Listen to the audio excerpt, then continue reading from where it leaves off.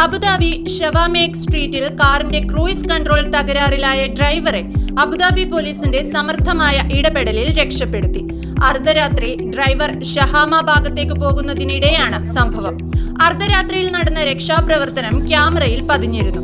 Abu Dhabi security media മേധാവി lieutenant colonel Nasar അൽ സെയ്ദിയാണ് video പിന്നീട് social മീഡിയയിൽ പങ്കുവച്ചത്. അമിത വേഗതയിലോടുന്ന കാറിനു മുന്നിൽ അബുദാബി പോലീസ് എങ്ങനെ കൃത്യമായ ഒരു തന്ത്രം മെനയുകയും ആ വ്യക്തിയെ സഹായിക്കുകയും ചെയ്തുവെന്ന് വീഡിയോ ക്ലിപ്പ് വെളിപ്പെടുത്തുന്നു.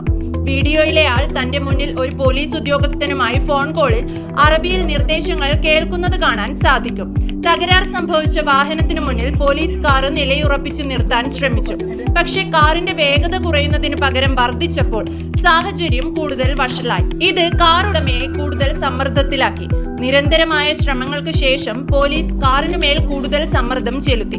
തകരാറിലായ വാഹനം ക്രമേണ വേഗത കുറയ്ക്കുകയും ഒടുവിൽ നിർത്തുകയും ചെയ്തു. കാറിന്റെ ക്രൂയിസ് കൺട്രോൾ പരാജയപ്പെട്ടതിനെ തുടർന്ന് കാറുടമ പോലീസിനെ വിളിച്ചതായും അവർ വളരെ വേഗത്തിൽ പ്രതികരിച്ചതായും ലഫ്റ്റനന്റ് കേണൽ അൽ സെയ്ദി പറയുന്നു. ക്രൂയിസ് കൺട്രോൾ തകരാറിലായ ഡ്രൈവറെ UAE പോലീസ് രക്ഷപ്പെടുത്തുന്നത് ഇതാദ്യമായല്ല. കഴിഞ്ഞയാഴ്ച ദുബായിൽ സമാനമായ ഒരു സംഭവത്തിൽ ദുബായ് ഷേഖ് സായിദ് റോഡിൽ ഡ്രൈവറുടെ ക്രൂയിസ് കൺട്രോൾ അപ്രതീക്ഷിതമായി തകരാറിലായിരുന്നു.